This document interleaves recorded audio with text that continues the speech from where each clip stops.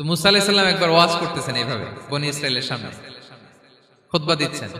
হঠাৎ এক লোক দাঁড়ায় বলে, ইয়া নবী আল্লাহ, মান আ'লামু ফিল আরদ, বর্তমান পৃথিবীতে সবচেয়ে জ্ঞানী কে?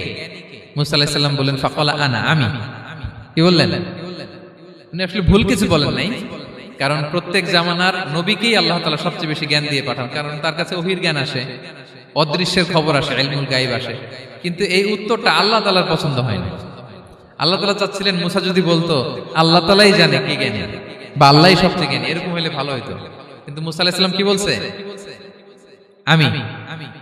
এখন প্রশ্ন করলো সবচেয়ে বড় জ্ঞানী কে? উনি কি বললেন? আমি। এই যে আমি এটাতে ঝামেলা আছে। আমি বড়, আমি জানি, আমি সব, দিস ইজ প্রবলেমেটিক। আল্লাহ এটা পছন্দ করলেন না।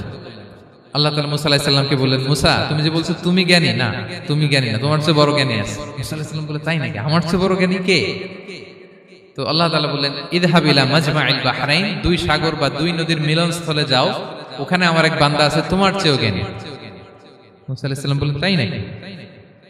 তো আল্লাহ, আমি কিভাবে চিনব উনি কোথায় থাকে, কিভাবে বুঝবো? আল্লাহ বললেন, একটা বড় মাছ নাও, এটাকে ফ্রাই করো, এটাকে ফ্রাই করে একটা ঝুড়ির ভেতরে নাও, যেখানে এই মাছটা সাগরে ঢুকে যাবে ওখানে আমার বান্দাকে পাবে। তো উনি ওনার সহযোগী ইউশা ইবনে নুনকে নিয়ে হাঁটতে লাগলেন। হাঁটতে হাঁটতে এক জায়গায় ক্লান্ত হয়ে পাথরের পাশে বিশ্রাম নিলেন। ওই পাথর থেকে আবার এক ধরনের পানি বের হয়, এই পানিটারে বলে আবে হায়াতের পানি, মাউল হায়াত, জীবন নদীর পানি। এই পানি কোনো মৃত প্রাণী বা বস্তুর গায়ে লাগলে ওটা জীবিত হয়ে যায়।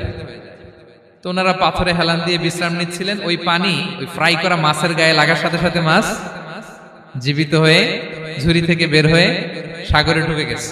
ওনারা আর খেয়াল করেন না। এরপর আবার হাঁটতে লাগলেন। হাঁটতে হাঁটতে যখন ক্লান্ত শ্রান্ত, তখন বলে, এই ইউশা, আমাদের ওই মাছ ফ্রাই মাছটা দাও, এখন খাই। ঝুড়ি খুলে দেখে মাছ নাই। মাছ গেল কোথায়? তখন ইউশা বলল, হয়তো আমরা যে পাথরের ওখানে বিশ্রাম নিয়েছিলাম ওখানে আমরা মিসিং, ওখানে হারাই ফেলছি। চলো চলো, আরে ওইদিকে তো যাইতে হবে আমাদের। উনি গেলেন, যে দেখে মাছ যে জীবিত হয়ে বালুর এদিকে নাড়াচাড়া করতে করতে সাগরে ঢুকে গেছে, ওখানে দাগ আছে। মুসা আলাইহিস সালাম ঢুকলেন সুরঙ্গ, ঢুকে দেখে চাদর গায়ে দিয়ে এক লোক শুয়ে আছে। সালাম দিলেন, আসসালামু আলাইকুম। ওই লোক চাদর আর সরায় না, ভিতর থেকে বলতেছে, ওয়ালাইকুম আসসালাম। তো চাদরের ভিতর থেকে উনি বলে, মান আন, তুমি কে? মুসা আলাইহিস সালাম বললেন, আনা মুসা, আমি মুসা। উনি বলেন, মুসা বনি ইসরাইল, বনি ইসরাইলের মুসা? বললেন, হ্যাঁ। কেন এসেছো? এবার চাদর খুললেন। বলতেছে, আপনার কাছ থেকে কিছু শিখতে আসছি। আল্লাহ বলছে, আপনি নাকি সবচেয়ে বড় জ্ঞানী।